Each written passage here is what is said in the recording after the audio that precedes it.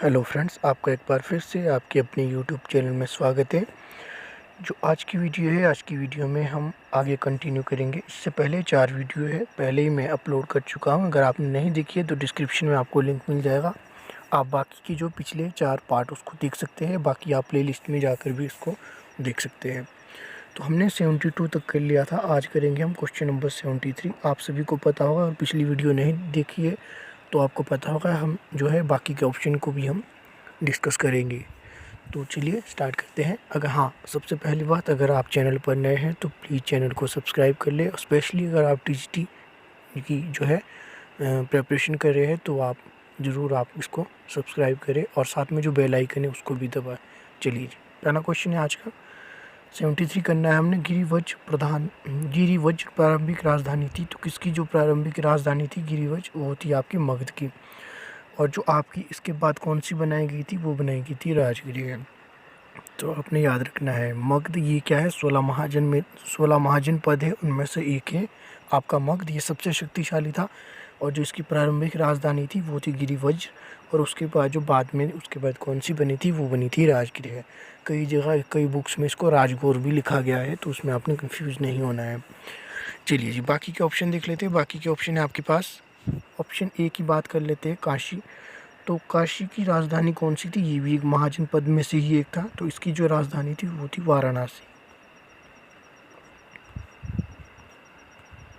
तो आपने याद रखना है, काशी की राजधानी थी वाराणसी। इसके अलावा जो अगला ऑप्शन है आपके पास, मगध तो कर लिया। इसके बाद जो वृज्जी की जो राजधानी थी ये क्या थी, तो वृज्जी की जो राजधानी थी ये थी वैशाली। तो आई होप आपको क्लियर हो गया होगा किसकी राजधानी कौन सी थी। चलिए नेक्स्ट देख लेते हैं। नेक्स्ट क्वेश्चन आपके पास, किसने मौर्यों को क्षत्रियों के रूप में संदर्भित किया। तो किसने किया था, वो किया था दिव्यवदन ने। तो किसने किया था, दिव्यवदन ने किया था मौर्यों को क्षत्रियों के रूप में संदर्भित। इसके अलावा अगर बात की जाए ऑप्शन ए की, तो ऑप्शन ए है आपके पास ग्रीक लेखक कौन कौन से हैं। तो ग्रीक लेखक मैं आपको एक तो नाम बता देता हूँ। एक तो आपका प्लेटो है, ये भी आपका ग्रीक था। और इसके अलावा अरस्तु और हेरोडोटस, ये सभी आपके ग्रीक लेखक थे। वहीं जो ऑप्शन आपके पास बी है, मुद्रा राक्षस किसने लिखी, तो ये लिखी थी आपकी विशाख दत्त ने। तो आपको इतना सा ध्यान रखना है। जो आगे का ऑप्शन है, ऑप्शन डी है आपके पास अर्थशास्त्र। तो अर्थशास्त्र का पिता किसे कहा जाता है, सभी को पता होगा, तो ये कहा जाता है कौटिल्य को। चलिए नेक्स्ट देख लेते हैं। अशोक के शिलालेख सामान्य तौर पर अवस्थित थी। जो अशोक की शिलालेख है वो कहाँ पर अवस्थित है सामान्य तौर पर, यानी अधिकतर कहाँ पाएंगे, तो ये पाएंगे राजमार्गों के समीप। जो आपका जो है जहाँ आने जाने का रास्ता था, मैक्सिमम जगह पे आपके क्या मिलेंगे, अशोक के शिलालेख मिलेंगे। अब अशोक के शिलालेख से महत्वपूर्ण एक तथ्य आपने ये भी याद रखना है कि जो अशोक के शिलालेख है, जो अभिलेख है, तो उनको पढ़ने में सबसे पहले किसको जो है कामयाबी मिली थी, वो मिली थी 1837 में, जेम्स प्रिंसेप। तो ये आपने याद रखना है, जेम्स प्रिंसेप। तो सबसे पहले सर्वप्रथम जेम्स प्रिंसेप ने 1837 में अशोक के अभिलेखों को पढ़ने में सफलता प्राप्त की थी। इसके अलावा अशोक से एक महत्वपूर्ण तथ्य आपको याद रखना है कि अशोक जो शासक था वो किसका था, तो अशोक था आपका मौर्य शासक। मौर्य शासक था, तो मौर्य शासक में जो अशोक के पिता कौन थे वो थे आपके बिंदुसार। तो सबसे पहले अगर बात की जाए थोड़ा सा मौर्य काल के बारे में आपको बता दूँ, इम्पोर्टेंट है। तो मौर्य काल की स्थापना किसने की, तो ये की थी चंद्रगुप्त मौर्य ने। और किसकी सहायता से की थी, तो ये की थी चाणक्य की सहायता से। और उसने किसको हराया था, तो जो नंद वंश का जो अंतिम शासक था धनानंद, तो उसको हराया था चंद्रगुप्त मौर्य ने। उसके बाद उसने क्या है, मौर्य साम्राज्य की स्थापना की। और उसके बाद कौन से आए, चंद्रगुप्त मौर्य के बाद आए आपके जो है दूसरे आपके बिंदुसार आए। बिंदुसार के बाद आते हैं आपके अशोक। जो बिंदुसार है, बिंदुसार ने अशोक को 18 वर्ष की आयु में उज्जैन का राज्यपाल बनाया था। तो ये आपने याद रखना है, उज्जैन का राज्यपाल बनाया था। लेकिन उसके बाद क्या होता है कि तक्षशिला में एक विद्रोह होता है मौर्य साम्राज्य के विरोध में। तो उसके बाद क्या है, अशोक को, बिंदुसार ने अशोक को उस विद्रोह को कुचलने के लिए भेजा, जिसका कि अशोक ने बड़ी ही कुशलता के साथ उस विद्रोह को शांतिपूर्ण ढंग से कुचल दिया। जिसके बाद कि अशोक को तक्षशिला का जो है गवर्नर बना दिया था। पहले ये उज्जैन का था, बाद में इसको तक्षशिला का गवर्नर बना दिया था। आई होप इतना फैक्ट अशोक से रिलेटेड काफ़ी होगा। चलिए नेक्स्ट देख लेते हैं। नेक्स्ट है आपके पास क्वेश्चन नंबर 76, कुषाणों के सिक्के प्रभावित थे। तो कुषाणों के सिक्के किससे प्रभावित थे? तो ये आपके थी रोमन साम्राज्य से। तो ये आपने याद रखना है। बाकी कुषाणों की बात की जाए सॉरी अगर कुषाणों की बात की जाए तो कुषाणों में सबसे जो आपका प्रसिद्ध शासक था वो था कौन था? कनिष्क था। और कनिष्क के शासनकाल में एक बौद्ध संगति हुई थी। वो कहाँ हुई थी? आपकी जम्मू कश्मीर के कुंडलवन में हुई थी। जो चतुर्थी बौद्ध संगति किसके शासनकाल में हुई थी? तो ये हुई थी कनिष्क के। तो ये आपने इतना फैक्ट याद रखना है। इसके अलावा क्या हुआ था, जो आपका भारतीय इतिहास में जो गांधार कला है वो अपने चरमोत्कर्ष पे थी। तो किसके समय में थी? वो भी आपके कुषाणों के समय में ही थी।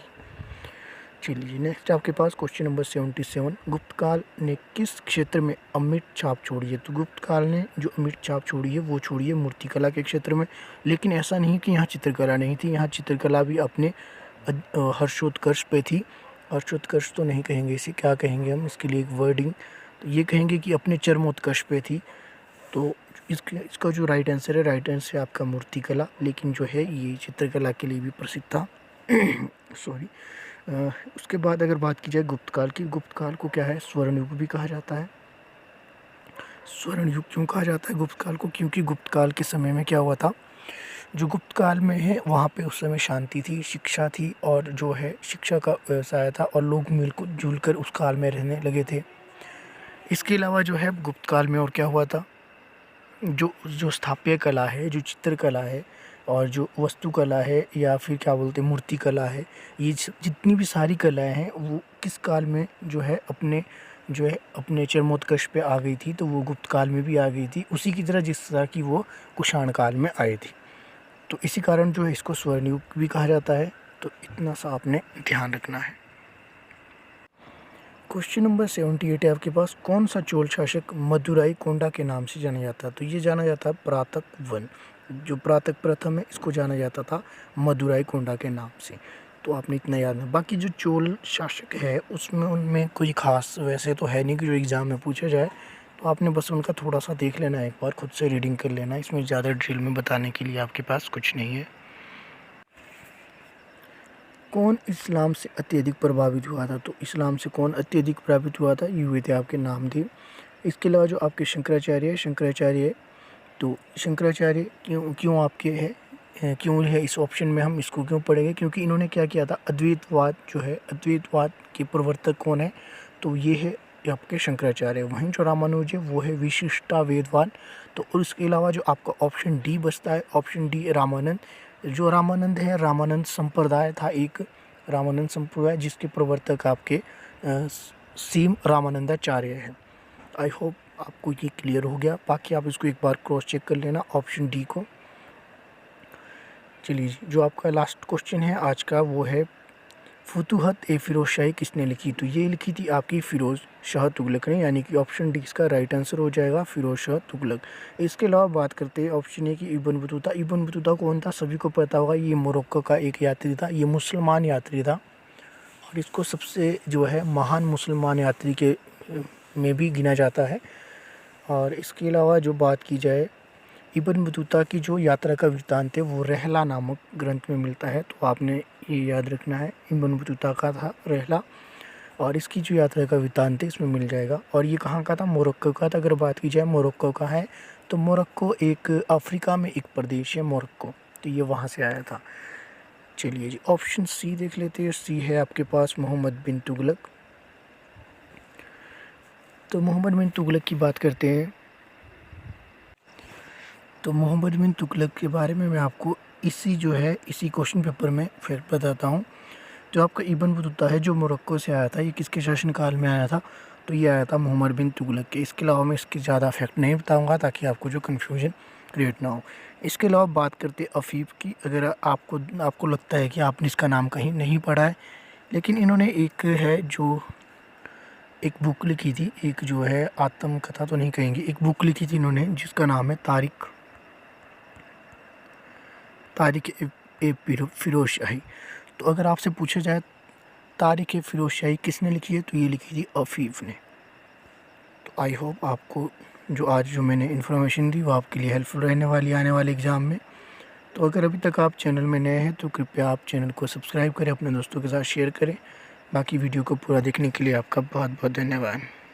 यहाँ से आगे हम जो है नेक्स्ट पार्ट में करेंगे, तो आप बस मेरे साथ बने रहें।